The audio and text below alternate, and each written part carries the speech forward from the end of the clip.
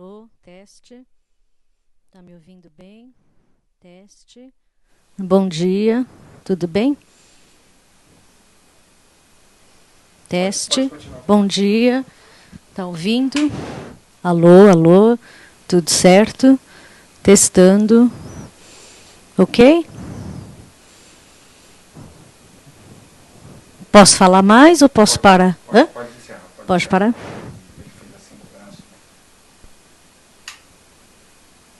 Fechou. Certo? Tá ótimo. E aqui não foi, ó. Então tentei eventos 11. O E maiúsculo? É.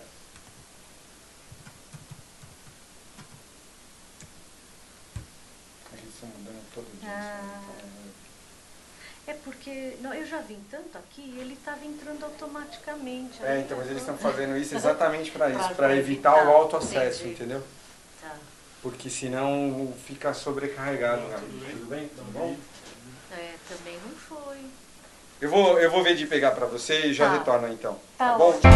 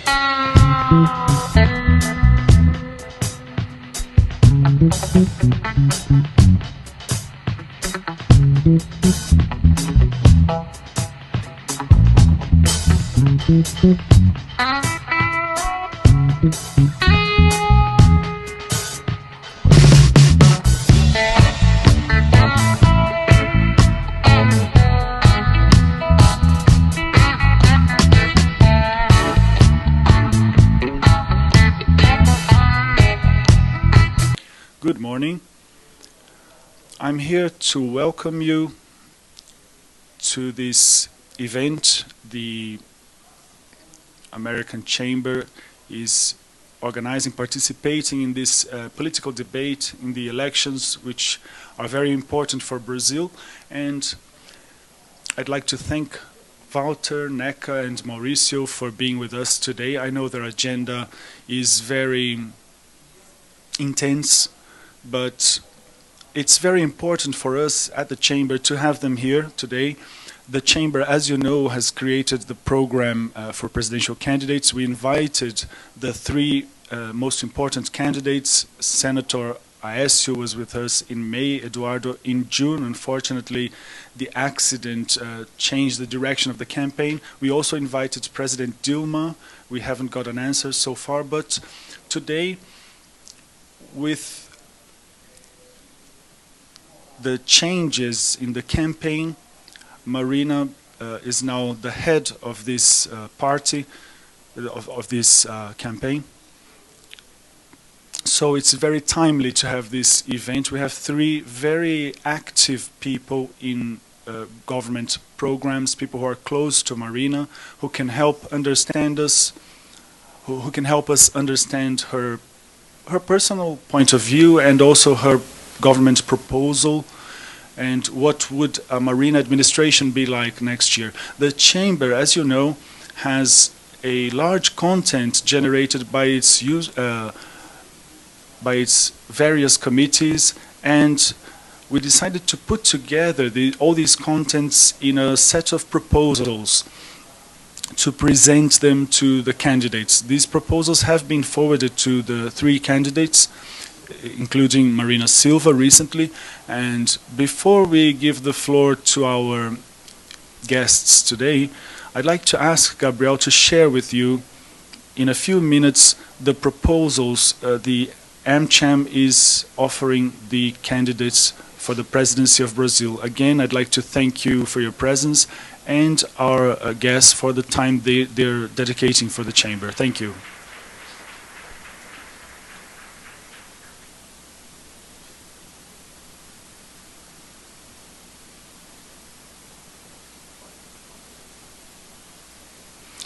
Good morning, everyone. Again, thank you for your presence. This is a very important meeting. Like Elio said, it's important for us. It's a great opportunity to get to know more about the governmental program of candidate Marina Silva, and we'd like to go over what we've done in the two previous opportunities when we had Aécio Neves, the senator, and Governor Eduardo Campos, introducing our program in a very short, in a very brief manner. But I'd like to show you a little bit, because it's like, this dialogue is like a tease.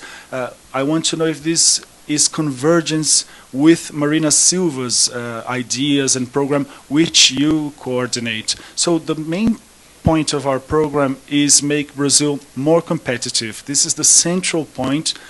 And all the debate, all aspects of economic issues and business issues especially are centered in this, in three pillars.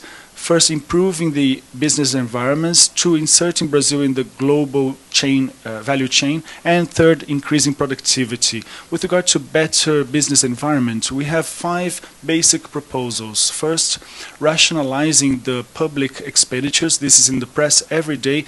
If the government should increase its expenditures, so it's only a fraction of the increase in the revenues. This hasn't been done. In fact, the opposite has been done. So it's crucial that Brazil goes through a tax reform.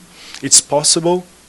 We're not talking about reducing the burden, but just a simplification of the means of paying taxes, which is very important for companies, and labor issues, which are always present. And we're talking about dealing with this issue without affecting workers' rights, but simplifying much more.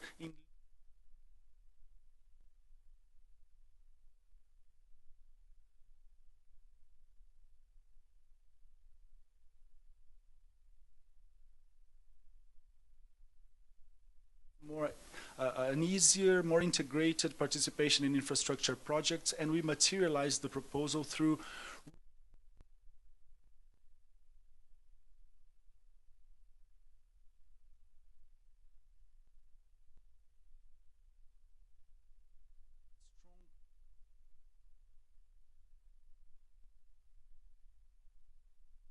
with regard to international relations and foreign commercial policy, Brazil only has the same participation it had in the 50s with regard to what it exports compared to the world market. 1.3% for a GDP of 3%. So we export $1 for every 2 we import. So, and there's a number of bilateral agreements that would help trade. So we want more integration with the large economic blocks with which we already have relationships, like Europe and Latin America as a whole.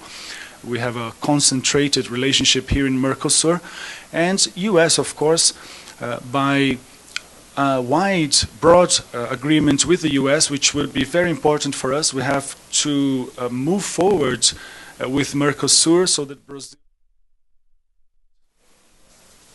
more freely, with more tranquility and autonomy, these international agreements. We have to simplify customs processes which really affect international trade, and we believe the government, while in this posture, if they inform the international press, the financial institutions internationally, Brazil can have to our country. Brazil is really losing priority today, but we are in the map.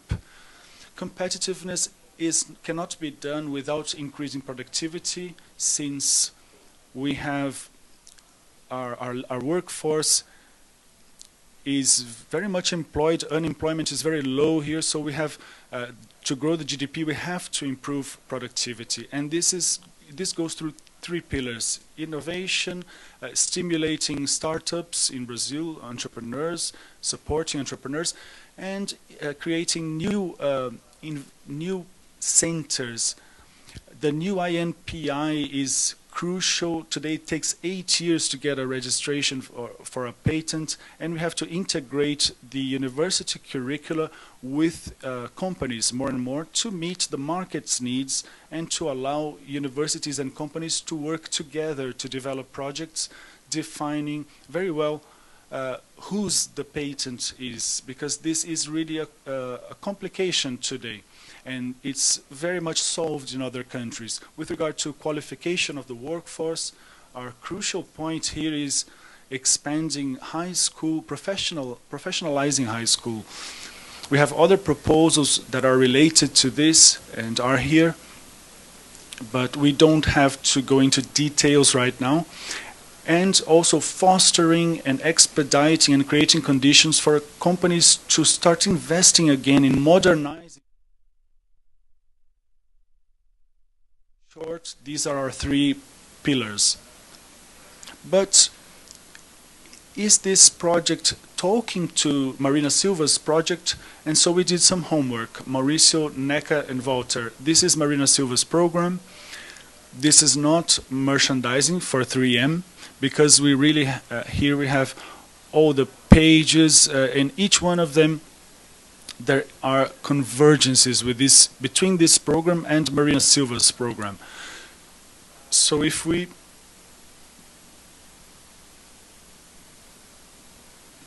okay, I'm just repeating this slide, but on this first slide, the business environment, where you see that tick, well, each one of those proposals, out of the 5 we did, the ticks mean there is convergence between the programs. So they're basically saying the same things. So feel at home. When we're talking about foreign policy, next slide please. Foreign policy, of the 5 proposals, 4 are ticked, because the other one is talking about the posture of the government, if it will inform or not about these measures. You will inform us. You haven't told us if you will inform us or not. I think you will. I think you have ticked them all. Well, and since we've mentioned competitiveness, you also see a huge convergence between the AMCHAM proposals and your program. When Eduardo Campos was here, he said, please don't accuse me of copying, because I'm in line with you. I didn't copy, I'm just in tune with you. And we're very happy to be in tune. Now, I'd like to give the floor to Walter Feldman. First, he will talk generally about the program, the current moment of Marina Silva, and Mauricio Ramos will talk about the business environment afterwards, and international insertion, and Neca Setúbal will focus on productivity and workforce qualification and education as a whole.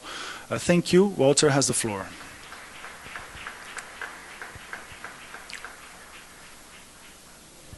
Good morning, everyone. I'd like to say hello to Michele, Magalhães, Rico. The 3 of them put a lot of efforts. We had a number of preparatory meetings to arrange this morning, and it couldn't be different, because the responsibility AMCHAM has, like Rico said, I think they didn't say, so it's the largest multi-sectoral institution in Brazil, 14 regional units, 85% are Brazilian companies, 100% of the companies, American companies in the country, 1,700 activities, 90,000 professionals, 5,000 associated companies, and 8 million direct and indirect jobs. So we have no right not to talk to such an institution. I'm often here, and I've been here frequently to discuss the creation of the sustainability network, and with Neca Setúbal and Mauricio Ramos, it's a pleasure to be here this morning with our team too. After an assessment of the program and the analysis AMCHAM made, presented by Rico, we should look for identities, differences if there are, and difficulties, so that in a future government we know how to keep a continuous dialogue. So it's not only an electoral dialogue like it is this morning, since it could be understood this way, because there is no democratic open government today that dialogues with the organized civil society, especially with the private sector, which has enormous contributions to offer. I was talking to Roger from Accenture about the work they did with Gerdau, about the need to move forward in adjusting and advancing the Brazilian infrastructure. We have the elements, the data, the figures, the strategic mechanisms to create a program that's not a governmental program, but a state program that can recover what we've lost in the recent period, which is preventing us from giving a qualitative and quantitative leap that is expected from a country such as ours. Apart from the bottlenecks in infrastructure, in the economy, the problems in Brazilian relationships, from the international point of view, Brazil has a number of bottlenecks, political bottlenecks. And I want to deal with political bottlenecks in the sense that we all believe it should be dealt with, not only the way we see it translated in the press, like a number of accusations and problems we have in dealing with the public thing, but actually politics as a necessary intermediation for the interests of social layers in Brazil and their interests, so we can move forward to an unequivocal process and great process from the perspective, from the economic and social perspective, and in terms of improving the relationship between institutions. Brazil is now going through severe problems translated 3 years ago in an interpretation when we created the sustainability network, defined as a lack of tune between the Brazilian society and the world of politics, when politicians and parties actually kidnapped the political activities. In Brazil today, the elections are more important than politics. Politics is more important than doctrine, and doctrine is more important than the nation. We see a world of strong ideological characteristics that do not correspond to the advances the modern society needs to implement in order to overcome bottlenecks, problems in fiscal, tax issues, pension issues, infrastructure, and a healthy economy that grows. But none of this is possible if we don't find the path of the good politics done in a collective, integrated manner, understanding the players and the actors, which are not only those who are running for president or for the legislative branch of power. Some years ago, Mauricio, Neca, and I were together with Eduardo Campos and other intellectuals and politicians. We interpreted that it was the time to change the interpretation of the role of politics. Together with Marina Silva, we left our parties. I left PSDB, Marina left PV, Neca never had a party affiliation. You know, it's extraordinary to follow a team such as this. Mauricio runs, I and Mauricio, we renounced our mandates when everyone is trying to run again, because we believed that the worsening of political activities had reached such a level that a manifestation such as this could suggest to other politicians that it was time for a change. And Neca, I want to acknowledge that she is the daughter of an extraordinary public figure, Dr. Olavo Setúbal, who was great mayor, missed in the history of our city.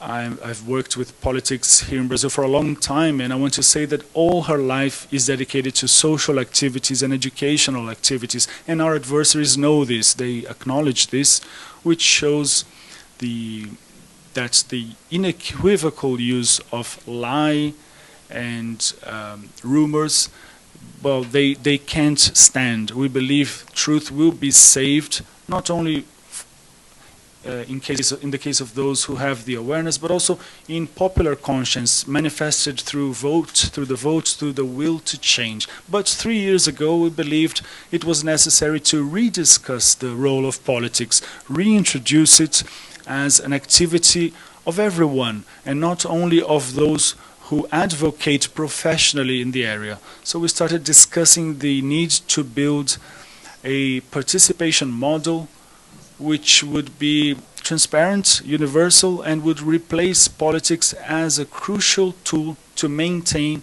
the economic, social achievements in the recent period. Because you hear a lot about economic tripod, there's another tripod in the human society that has to take place, and without which it's not possible to establish sustainable development. This tripod is economy, registered in a vigorous manner, concise manner, changing the paths of the Brazilian economy after President Fernando Henrique and his administration. Important changes, particularly in the first period of Lula's administration, when important layers of national life were reintroduced, especially those who lived in miserable conditions, and now they can have better survival mechanisms or minimum access to consumption. This has happened, and it's brought deep changes in the economic and social areas.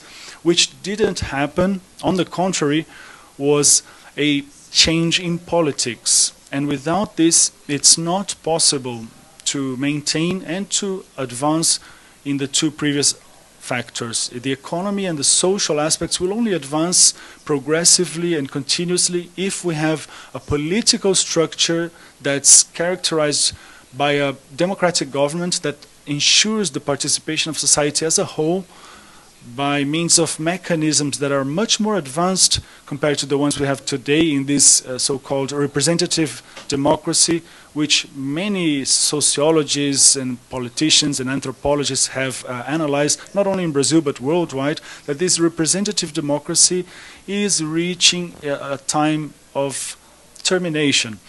We can't dedicate ourselves to the election strongly and then leave the chosen ones to have the permanent job to carry out the changes necessary. So this constant link, this constant communication, intercommunication, this transparent communication between what the government does and what society wants is what we call high-intensity democracy, which includes digital democracy that incorporates information technology, which is incorporated today in all aspects of human activities and productive activities and economic activities, but which haven't been incorporated into political activities yet. We believe this is a modern mechanism.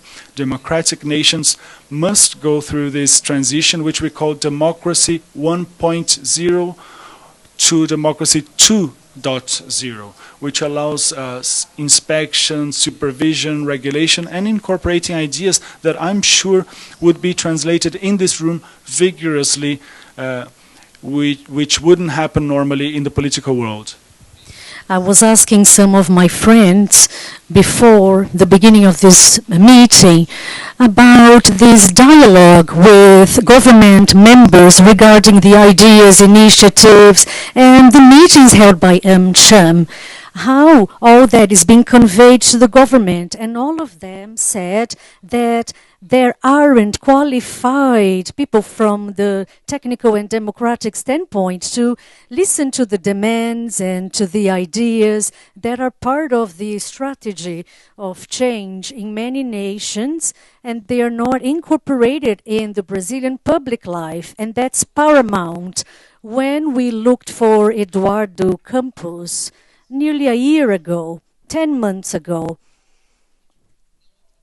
and because of the non-approval of our sustainability networks in the Brazilian electoral courts, we asked him for three things. One, for us to be able to advance in his administration towards having a more high-level democracy with more inclusion of those who wished to have a say, although they're not public agents. And we requested him to introduce in his government platform a question that seems to be a strategic one. Certainly, many companies already developed that in their activities, which is the line of sustainable development and some questions that are key to consumers. But now they are part of the management, part of all the modern companies. I was talking to Korea from Coca-Cola about the work they have been doing regarding sustainability. And I know that most American and European companies do that because there is a demand from their consumers to do so. And we also requested Eduardo Campos, in addition to democracy and sustainable development, for his government platform, not in a rhetorical fashion, but really for that to be the strategy of the next administration, for us to change this reality and incorporate elements that I show that it's very likely that we can acknowledge in the next, soon enough, that water is more important than oil. Well, we can analyze how the water is not being treated conveniently, and we can see how that can compromise fundamental questions for the current society, and especially the next generations. Montour already said that in '82. He said that in the next decade, the world would acknowledge the fact that water is more important than oil. And we can see now with the drought we have in São Paulo, the lack of planning, the lack of reserves, and the lack of understanding, and how we can see that with climate changes, and we can interpret that as something that is paramount for us. And last, back then, we also requested in a dialogue that I could see between Marina Silva and Eduardo Campos, how the social and economical achievements achieved in Brazil, how they should advance. We could not just relax and imagining that real plan and the economical tripod and all the achievements would be enough for us to manage our economy that is increasingly dynamic and more integrated to the nations. We would have to add elements to provide security for Brazil to be a reference to the world.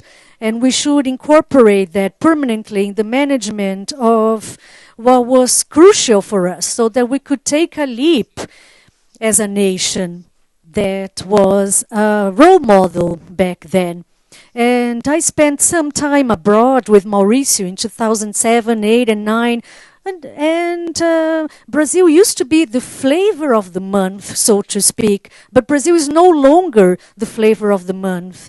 So recently we had a meeting with the oil and gas sector, and it was very hard for us to learn that currently Mexico is the flavor of the month because of their governability, and they're more advanced than Brazil in terms of their views. But I believe it's possible for us to go back to being the flavor of the month if we have these characteristics of governability and governance and democratic spirit and permanent dialogue and understanding the new relationship that we have to develop with the other nations and those that respect human rights and those that believe in bilateral agreements.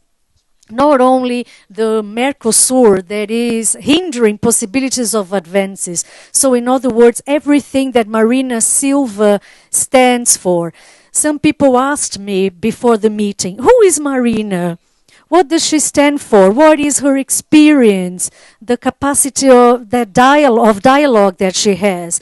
And I always answer that the last presidents, well, none of them had the parliamentary experience that Marina Silva could accumulate. She used to be a senator for 16 years with her visions of the world, with her demands, her fights, with her experience and history. She's very dignified to add to the curriculum of the world the contributions and aiming to transform the reality. So men such as Mandela, who knew how to understand the moment and their importance as a representative of the society. And Marina Silva, she also had executive experience managing the environmental ministry during a hard moment of and incorporating important issues and advancing greatly towards the fight against deforestation. And if we hadn't been so affected by deforestation, certainly we wouldn't be having all these water supply issues that we're experiencing now.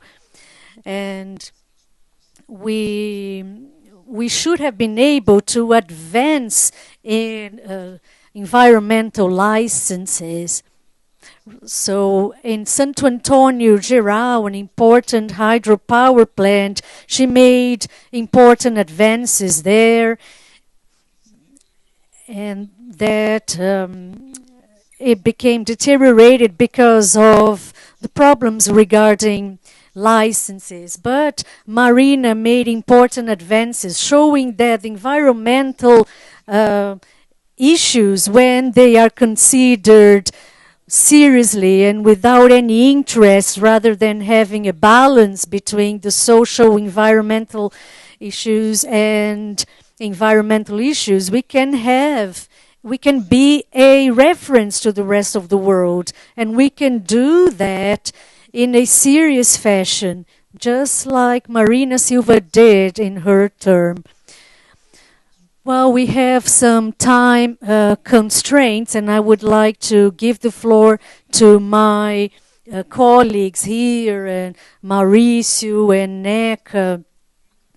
So I would like to say that we are highly confident, despite all the attacks and the lies and the rumors against us that are trying to disqualify her and show her as somebody who is not eligible to have structured changes in Brazil. But she envisages all the changes that Brazilians envisage as well. I am sure that we're going to go all the way to the second round of elections, and we're going to overcome all the attacks, and they are not real. It's the good against the evil, but we don't want to divide or split Brazil as our opponents do. This is a nation that is solidary, ecumenical, and has sheltered so many immigrants. We are a country of immigrants, and we have a culture of peace.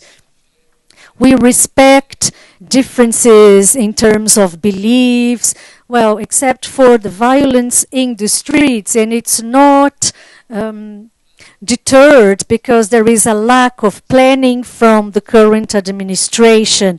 But all that is part of our program, aiming to provide our families with comfort so that we can perform our human, social, economical activities, and so that we can have an increasingly safer country and a more democratic country.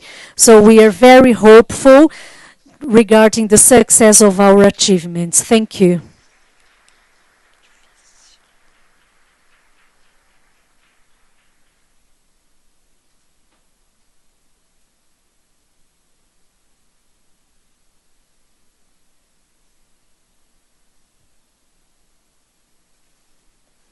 Good morning, everyone. I would like to salute AMCHAM and Gabriel, Hélio, Michel, Walter Feldman, and Neca Setúbal. And I would like to say that for us, it's a great pleasure, Gabriel, to learn that this program, this platform that you are presenting to Brazil, based on theoretical reflections and a strong entrepreneurial vision, it is accepted and it's based on the new visions that we want to give to Brazil. We were together here in June with Eduardo, and he also had this pleasure. Although the program had not been ready or disclosed back then, I would like to say that this program is just a stage in the long trajectory that we have, aiming to bring more developments to Brazil. And discussing that development brings us back to the same concerns that we had when we started learning more about the world, when we were at school. And I asked my teachers back then, why the United States, that was discovered by Europe, just like Brazil, why is the United States so developed when we're not? And then my father, I remember when he was awarded a medal from work, and he came home so proud. And he came home with a book that was the Planning for Brazil. And he said, we, very briefly, will have the Northeast part of this progress, and Brazil will be developed. So his generation believed that progress and development would happen very, very soon. And then when we started fighting inequalities, and we also believed that Brazil's time had come. But unfortunately, we are learning that we still have a multitude of structural problems that are just being delayed. And when we learned that history is not developed linearly, if we accept the fact that history develops itself with leaps, we can believe that this moment now, led by Marina and Beto Albuquerque, shows us that we are in the threshold of one of those leaps. And why am I saying that? Because just by seeing the qualities that Marina and Beto have, and just by believing that this program that was devised in a completely different fashion, it was done with workshops and sessions such as this, and meetings, getting inputs from Brazilian thinkers, and research and entrepreneurial associations and NGOs, a program that received suggestions from the entire country. We had workshops that had the presence of the candidates all day long. They never came just for the final session. They were there just like dedicated students, like you, Neca, who has dedicated your life to education. So this program shows a different roadmap to Brazil. And in events such as this, sometimes we hear some industries saying arrogantly, oh, but the macroeconomics proposal that you have is similar to that of others. But we say that some achievements and the experience of peoples they're not the monopoly of one people exclusively. We do have some pillars that stem from the macroeconomics development, and it's part of this roadmap that we are presenting now. And actually, all the achievements of the recent history of Brazil are also part of that roadmap. But we know that we still have a lot to do, a lot ahead of us. And we don't want to be replaced by countries that are actually doing their homework, such as Mexico. So sometimes we become apprehensive when we see the terms of the debates and the simplification that is done. I remember of a book that was translated in Brazil by Schopenhauer. It was translated as how to win a debate without being sure or being right. So when you are debating with your opponents, that was basically the idea. Perhaps if I don't trust the power of my argument, I can distort the arguments of the opponent so that I can win the debate. And we don't want that victory in our debate. And we can see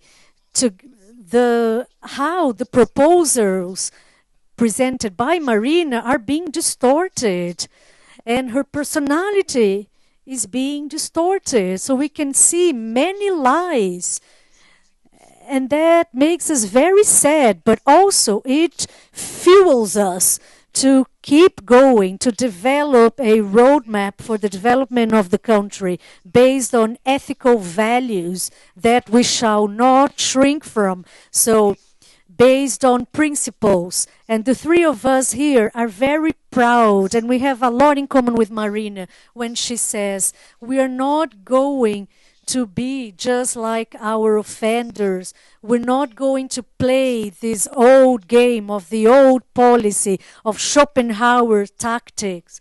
We're going to follow ahead. But many people say, you should be more aggressive. But that's not part of our DNA. We are proposing a roadmap for development because we want to build a new country. And in order to do so, we know that we have to change the politics. That's why this program has the first pillar, that is a high-intensity democracy, because we want to renew politics, but respecting the judiciary branch, of course, but we want to be different. So in this respect, I'd like to highlight that it's important for the business environment that we will have governability, but we don't want to reproduce the governability that was produced in the last 2 decades by the two different parties, different political powers, which was an alliance with the National Congress, which really didn't have anything to do, or little to do, with the program, but it had to do with the occupation of the state, of allocating parts of the state to ensure majorities that are numerically impressing, but there wasn't cohesion enough for the program. So these majorities did not allow, actually, that these two administrations or these two powers did two reforms which are now completely necessary and were at the time already.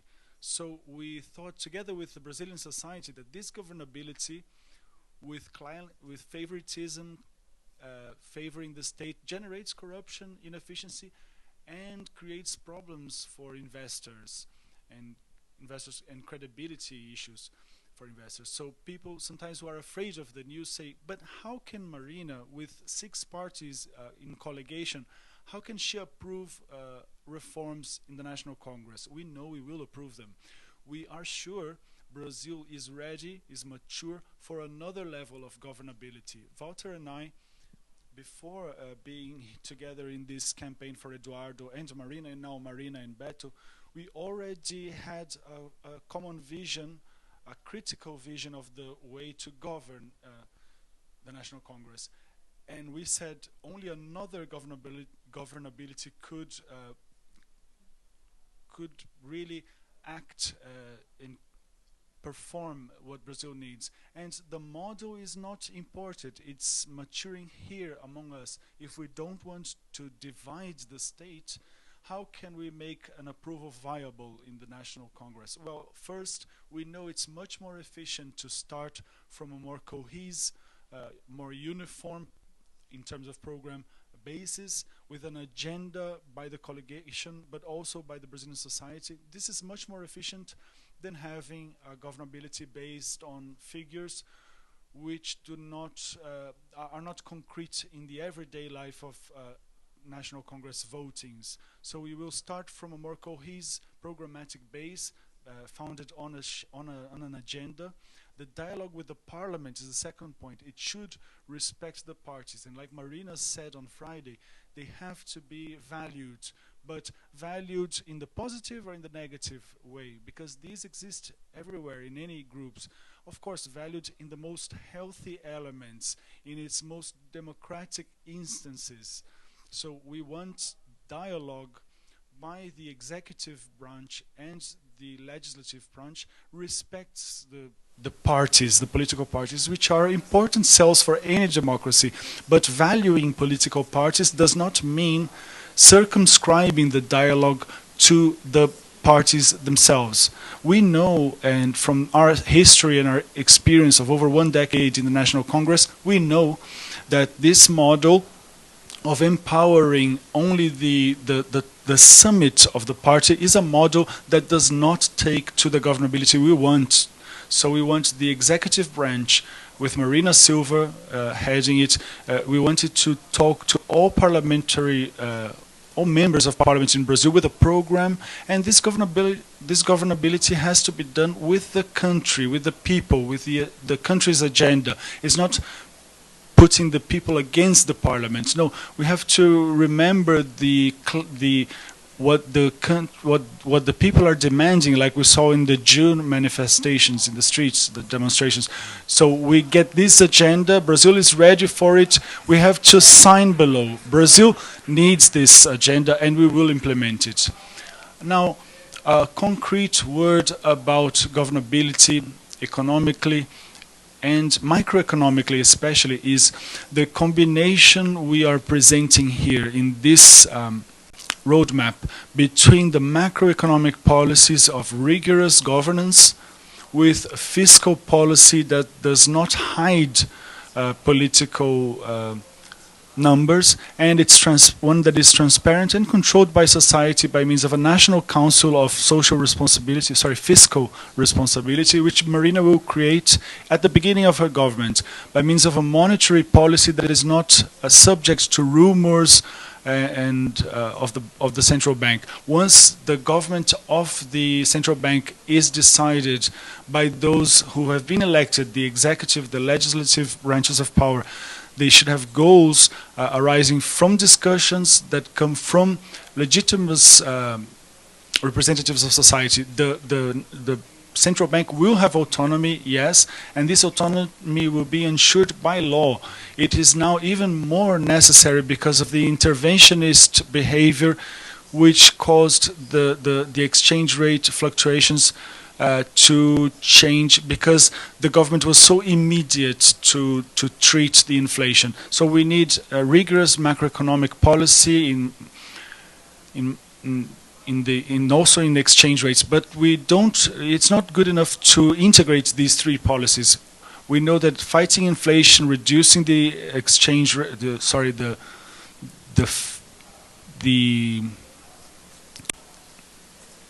we only can do this if we put together this macroeconomic with microeconomic policies. That's why we have the tax reform. That's why we have a whole chapter here based on the credit market here in Brazil. We have to have measures so that the financial market can really feed the needs for credit of Brazilian entrepreneurs and individuals. We must have concrete policies to reduce the bank spread, reducing or even removing IOF from loans. We can expedite the transparency in the credit market by implementing FUNG. I was the rapporteur of this law, and I know how important this is for the credit market in Brazil. So we have reforms to do. We could go into many details, but we want basically to strengthen the public banks, improving their governance, so it's more transparent, making public banks have clearer roles and more articulated roles without so much overlapping, and valuing the capacity of bringing credit for enterprises, generating riches, productivity, and development for the country. And we know that we need to change significantly the way we treat infrastructure in Brazil. Nobody wants to see those ceremonies anymore where we have those big projects that will never leave the paper. They just wrap it on a gift paper like that.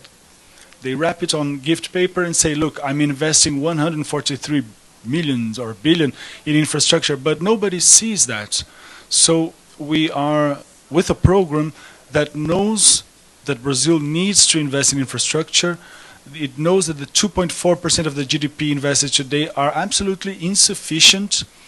A program that knows that to grow 4%, and it is possible in the short term to make Brazil grow 4%, this program, all of us know that to grow 4%, we need total investments in infrastructure from public and private sectors of at least 4.5% of the GDP.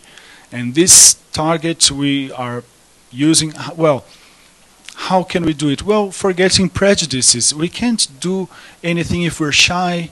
So the current administration says, Marina read on the Engineering Club on Friday, a declaration for the autonomy of the central bank. And she finished that part of her speech saying, this speech for the autonomy of the central bank, is it by Marina Silva? No, it's by Dilma Rousseff. But it's in a timid way. It's proclaimed in an environment such as this, in a different environment. They say they want autonomy, then they go to TV with the Schopenhauer tactics, with the Regina Duarte tactics, saying the opposite. Two different discourses. We only have one discourse. We know where we want to get. Yes, we want autonomy for the central bank. But in infrastructure, we are tired of these wrapped presence, and we have concrete conditions not to do the same thing the central bank has been doing, a timid policy. This was done in infrastructure also in Brazil. A late meeting, they try to meet the demands of the public and private sectors too late with mechanisms such as PPP, but this was late and in a timid fashion.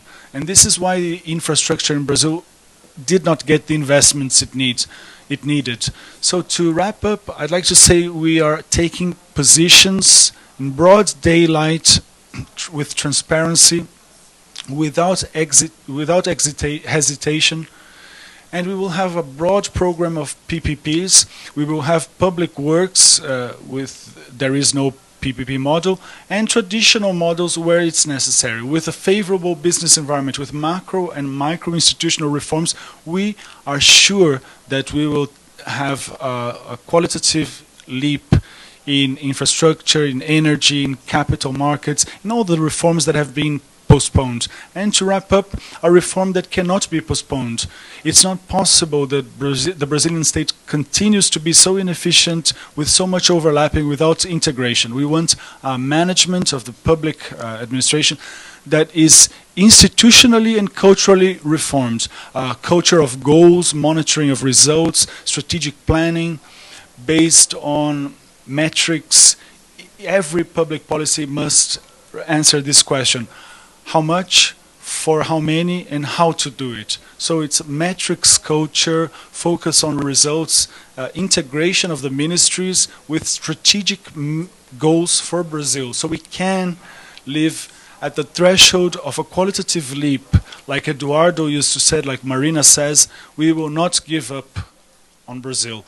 We are one of those historic moments, and if it depends on us, we will fulfill the dream of my father's generation. And I think the time is coming. Brazil will be a sustainable country with quality education, NECA will talk about now. That should be the central objective of any governmental intervention or private sector. An obsession by productivity, this will generate, and it will generate the competitiveness we'll need. One of our friends said today, the program mentions innovation and technology. What do you mention about well, we know that this Brazil with productivity, efficient Brazil, productive Brazil, it will need public education of good quality for all ages, and it will need innovation as an obsession for a Brazil that can be developed, fair, integrated, sustainable, and respected worldwide. Thank you.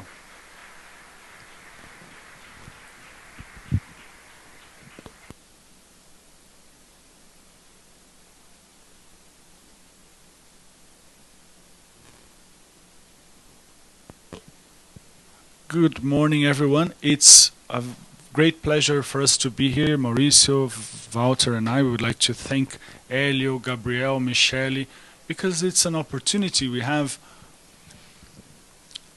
and we've been trying to answer all the demands that have been that we've been facing, so that we can discuss our ideas. And before talking directly about education, I'd like to go back to what Mauricio and Walter said in the perspective of, from the social perspective. So thinking of the three principles which were so simple and guided the whole partnership, the whole commitment between Eduardo and Marina on the 5th of October 2013. The first of them was to maintain the achievements and advance them in a new direction. So it's important because maintaining the achievements of economic stability, like Mauricio said, and also maintaining the achievements of social inclusion.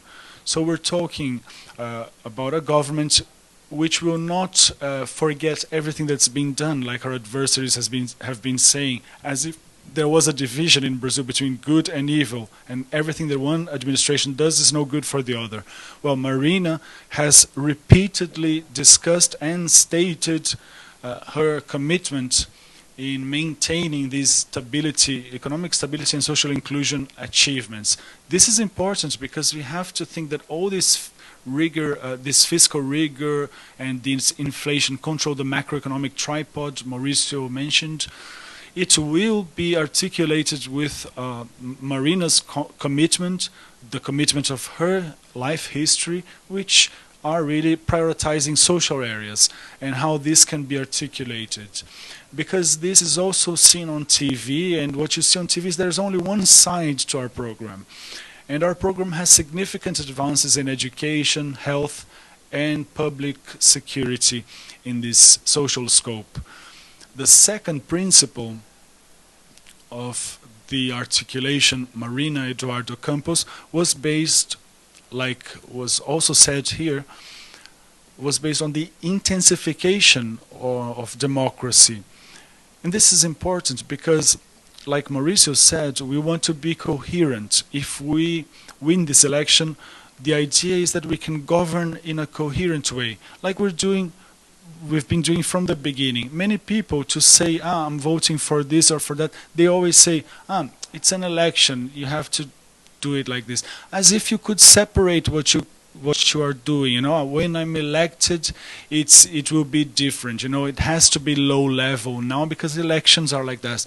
No, we believe it is possible to be different. So, like Mauricio said, our program is the result of consensus that came from hearing the society, a number of groups, seminars, specialists, because we want to govern by listening to the society. And this doesn't mean it will be an endless listening, that things won't get solved. We are actually the only campaign with a program. So we are capable of listening, and we are capable of being transparent in what we're saying, in what we're stating in our commitments, and we are capable of obtaining results because we're the only ones with a program being debated by the society. And we're very glad because perhaps this is the first election where there is a program being read. AMCHAM and other groups are reading our program and are debating the ideas with us. It's just a pity that this can't be reflected for now on TV. But if we go to the second round of the election, we will have more ideas to debate these ideas, because then we will have the same time on TV. And the third point of the principle of Marina and Eduardo's commitment relates to sustainable development. So this economic environment, we will be looking for a new policy, and we want the country to grow so that it can articulate the social and economic areas, but in a direction that is going towards a low-carbon society, which will not happen overnight, but we need to look ahead to the future. And thinking about the future, we've inserted into our program this the aspect of education. Like Marisa said, it's a chapter that's articulating education, culture, innovation, science, and technology, because we do believe in this articulation of these three areas.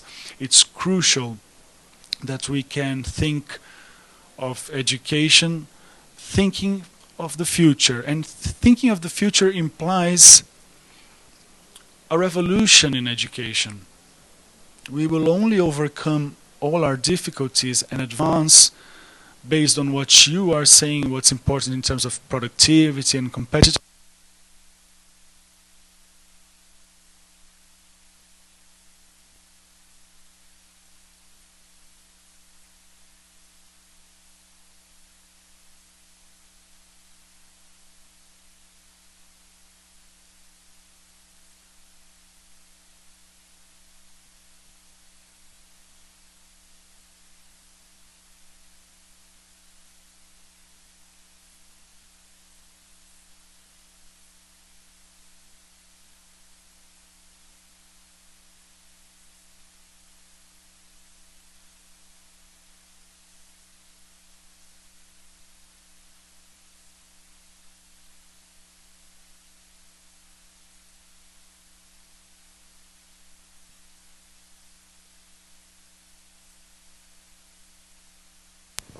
Happening, and they are part of social movements, businesses, and NGOs. And we will call the whole society to take this leap together in education. And what is this leap? Well, when we talk about a more articulated high school, articulated with professional education, this leap will not be achieved, and this quality in high school will not be achieved if we don't do at the same time in the country two movements. One, facing our educational inequalities, which are absurd. They're nonsensical. And we cannot just pretend they're not there. We have high rates of illiteracy, about 8.7%, which means we have over 12 million illiterate people in Brazil. And this should make us well, we should do something about it. But until today, we couldn't really provide a right that is ensured to every children that they should go to school and get literate at the right age when they're 8 years old. So it's basic things. And only 64% of our youth, they graduate, and they should do so at 14, graduate from secondary school. And we only advance in education if we can tackle this delay, because it's not a marginal percentage, but it is 20 or 30% of our youth. Brazil will not be able to take this leap unless we tackle these regional inequalities and city and countryside that directly affect education. And if we cannot tackle these inequalities with clear programs together with the society and the governments, and at the same time, we need to refund a quality public school in which our youth, our kids can have truly access to what is best in terms of knowledge, expertise, new methodologies, where we can insert new technologies, but also fundamental questions of the world today. Our youth have to be able to participate in a qualified fashion in the fate of the country. We have to have a participation not only during election times, but also throughout the life of the country. And in order to do so, we have to educate our youth so that they can debate ideas, understand ideas. We have to value knowledge. And knowledge is not valued in our society.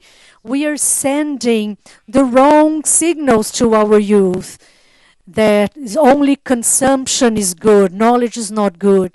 So we have to change a lot of cultural aspects and the mistaken signals and that go from the president saying, okay, consume all the time. All right, it's important to consume, but what about the role played by education? So it's many factors. And I know I don't have enough time, but the main focus here is full-time education as a tool that will enable us to take this leap. So a school that is open for debate, that can have new technologies and new methodologies so that our youth will stay. We won't drop out. They are dropping out because they find school boring. And what is important? That the experience of the state of Pernambuco showed us that all the schools there are full-time in high school. It's a shame Eduardo is not here with us, but they ranked 22, now they rank 4th in terms of quality education in Portuguese and math.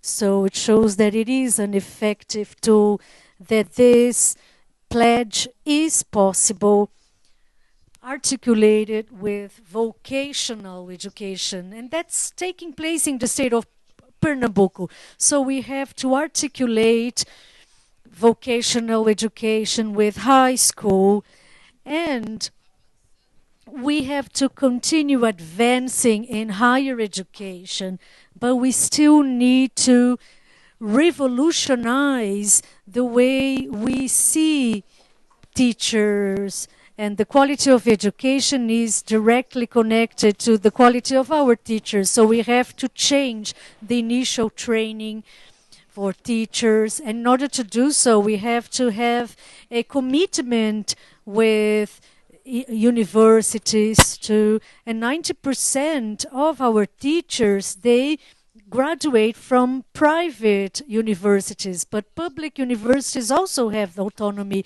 So our pledge is to invest and to change the early training of teachers and to value them so that we can reverse this process. And also we have to have continuous education so that we can have a short-term impact.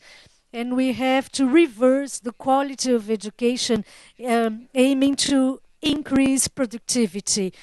Okay, we have a huge focus on technology, innovation, R&D, post-graduation, but it is paramount to go towards productivity, so can have a more higher integration with the labor market and also citizenship. Okay, it is also fundamental to invest in citizenship and culture and more participation of the youth, qualified participation, aiming to have a new society. Oh, okay, thank you so much for your attention.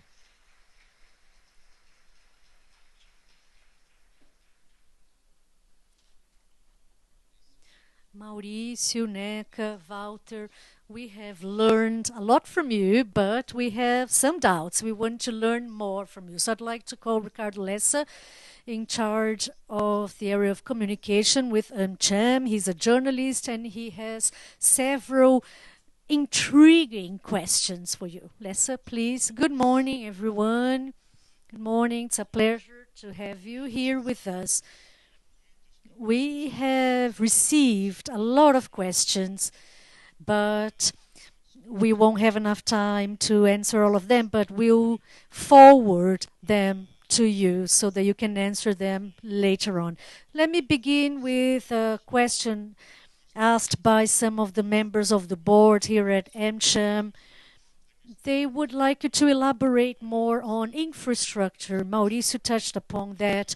All of us here know about how delayed Brazil is in terms of infrastructure, and we know about the concerns that your candidate has on sustainability. So the question is how to balance the need to have investments in infrastructure with the need to maintain a healthy or sound country and a sustainable country. Mauricio, if you will. It's not on. His microphone is not on. Okay, that one is. Well, it's a recurring question that we have, actually. But they say, oh, how can you be promising a rigorous governance to Brazil, and how are you proposing transparent by having the monitoring by a national board for fiscal responsibility? And they ask me, how you think there's going to be enough investment in health, security, urban mobility, just to name a few. It's what Neca and Walter mentioned. We are aware that the leap that Brazil needs to take in terms of investments can only be taken if we have a macroeconomic governance that is sound. We are aware that that will entail efforts in terms of adjusting public spending. They should even be referred to as investments.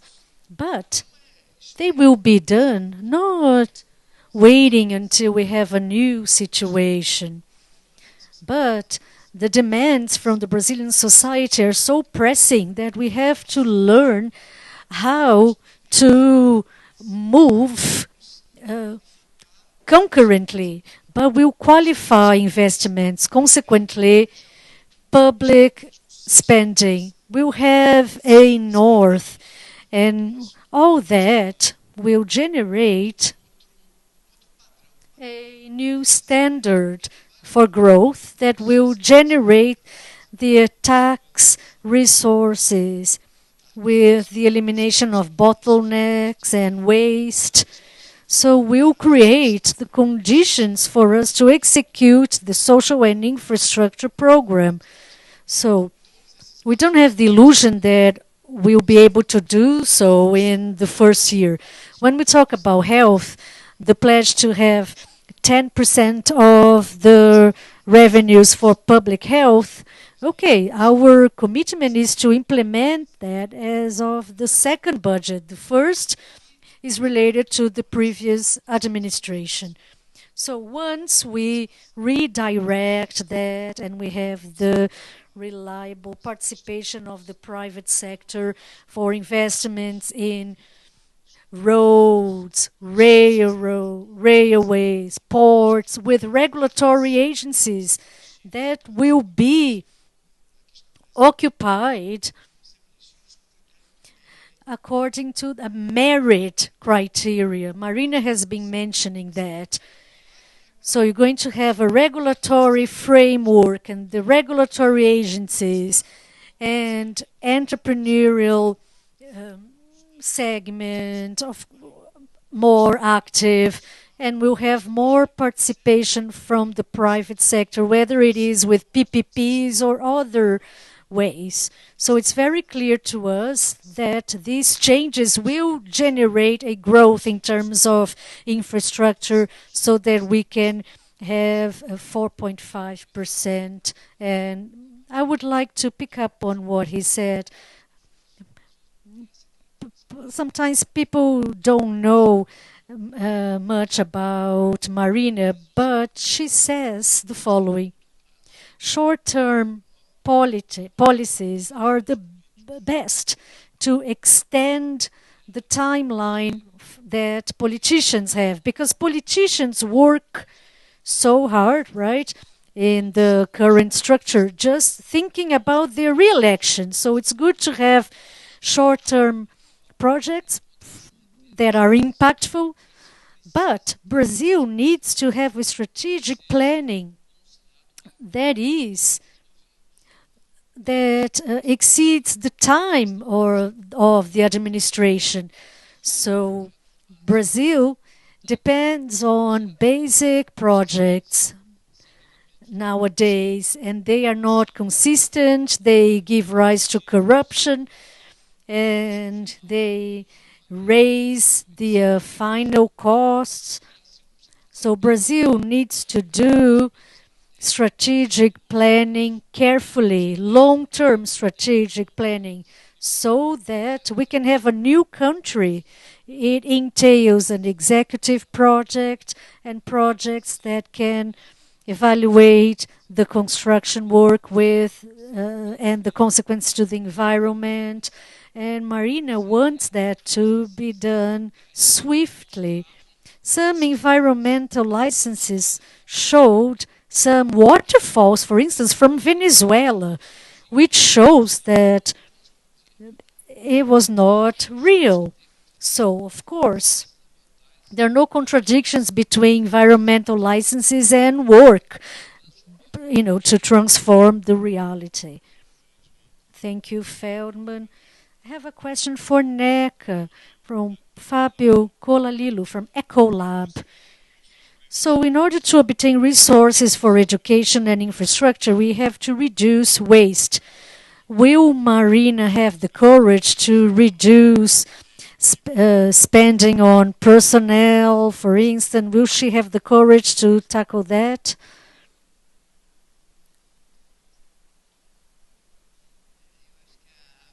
I think Marina has been repeatedly saying so, and her pledge to transparency and to have a result-oriented administration.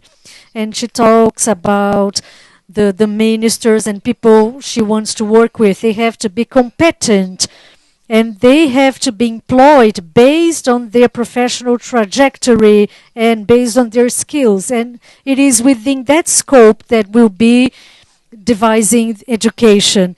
Yes, no doubt, facing the teachers' union is not an easy task. And discussions are very hard. But on the other hand, there is also lack of conditions for these teachers to work. So the commitment to improve education management. I say that it's a false dilemma to believe that we need more resources or more management. We need both, because no doubt there is a great waste and lack of transparency. And also, in the area of education specifically, people are not used to working with results in mind. So now we have to have evaluations so that we can have better results in terms of learning. So the commitment, yes, it is with more resources, more management, but also to give teachers the necessary conditions to do their job. So we need to improve the use of resources, to improve spending. But we have to underscore the fact that we have a shortage of teachers. And we have to employ them based on their merits. And we have to have a dialogue. When we talk about opening the government for society, it entails a broad dialogue with the teachers. And I am sure that once they are given the necessary conditions, and if we start demanding them to show us the results, we'll be able to govern with a management based on results, and we'll have better learning results. Thank you, Neca. I have a question for Veltman now by Aldir Martin from the company called Barco. So considering the country development program, so how can we find a balance between the opening of the economy and the protection of the Brazilian industry? Well, Mauricio was with us. We had a meeting with the oil and gas people. It's called the National Content. So we did a fantastic opening for Brazilian enterprises, and now they have operating difficulties, technological difficulties to present the results that the national content that is highly ideological can answer. We know that Brazilian industry still lacks investment in science, technology, innovation to be competitive. And it cannot meet the demands required by the market. And the example was about the United States, because the United States, in its production activity, it specializes in what is more their vocational. They don't serve the entire chain. So regarding the production chain nationwide, it has to encompass our characteristics and also the major contribution from the international arena. We have to come up with a good balance. Of course, we are interested in the Brazilian development, but it should not be like a doctrine. Imagine that we'll have the capacity to answer everything. Picking up on what Neca said, we no longer have this dialogue of maximum or minimum state, but it has to be an effective one, responsive one, without the political contamination that we currently have. As Fernando Henrique says, the Brazilian state has a lot of mice, so to speak, or ants, and it compromises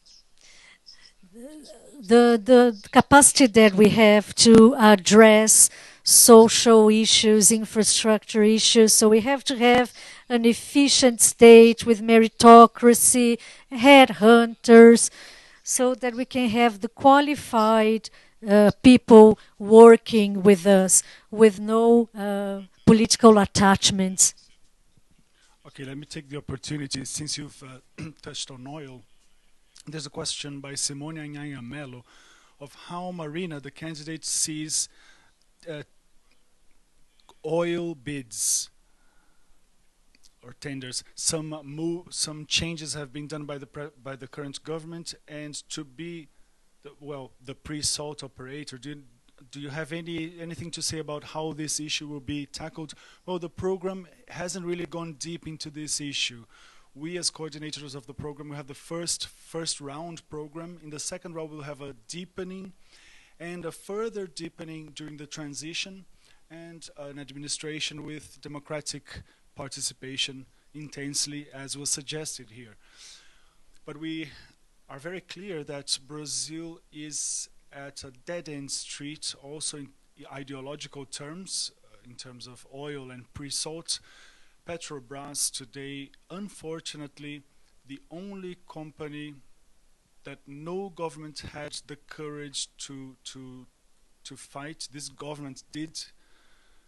Petrobras has a number of managerial problems, external interferences, price control, and previous administrations did not tackle this, and this government did tackle it.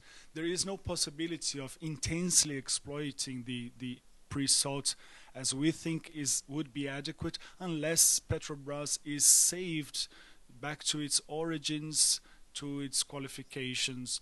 So the system of concession, of sharing, there's a lot of doubts. The sole operator is apparently that Petrobras itself disagrees. They say they have difficulty to meet this demand because the more shared participation is more difficult. So it's a debate that will certainly influence the tasks of the government. So as soon as the administration begins, these questions will be deepened. I have a number of questions here about governability. I'll focus on William Cerantola from Plexus Consulting. How will the new administration build forces with PMDB? There will be a number of state governments and a huge number of members in Congress. So how will the government deal with the efficiency of all these political issues and also other issues in terms of moralizing, which include, I don't know if Mauricio Feldman or NECA want to talk about it. Well, right now there are sectors in PMDB that are supporting Marina's candidacy. So we say that the model of governability will be different. We will have a more cohesive, programmatic one, dialoguing with the parties, but not just the summits of the parties. And of course, some parts of the PMDB disagree. They don't agree with this program. PMDB is not a uniform party in terms of program. And everyone will know that dialogue with the executive branch of power will be on rigorously Republican standards.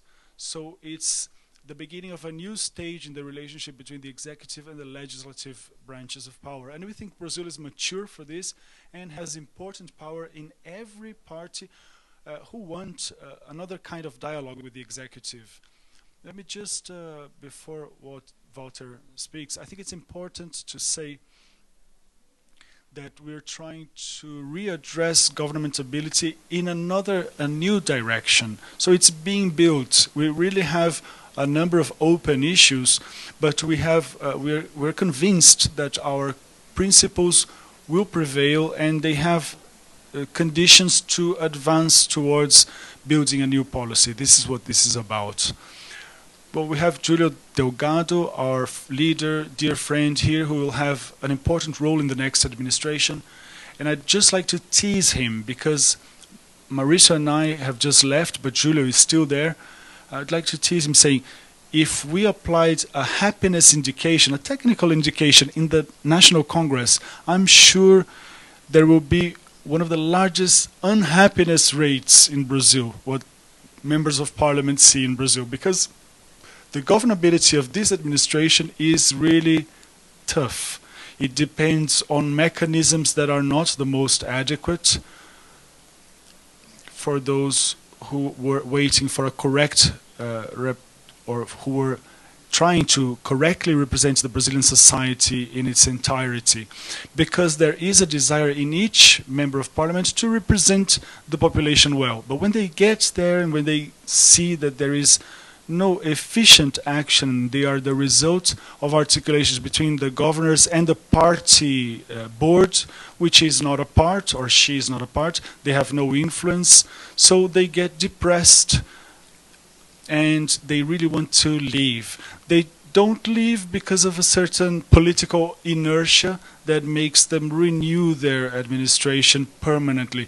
That's why you have so many members of parliament going for the municipal elections. Yes, and many federal deputies this year are going for state deputies. So they want to change the environment. So the level of deterioration in the relationship between the branches of power is at a dramatic moment, I think, and it requires change. And NECA said something that's central. All the analyses of everyone who asks us about this, I always think about the current governability model. We will not use this model in a coherent way because this model does not interest members of parliament and does not interest Brazil. We will change that and we will have an agenda for this and a proposal to transform reality. And I think a vast majority of members of parliament in our assessment will adhere to, will participate. So our time is running out. I know your agenda is also very busy. You have a few days of campaign left, so we haven't answered all the questions we had. We will forward the questions to the team. And thank you all for being here. Thank you for your presence. Elio, Elio wants to say goodbye.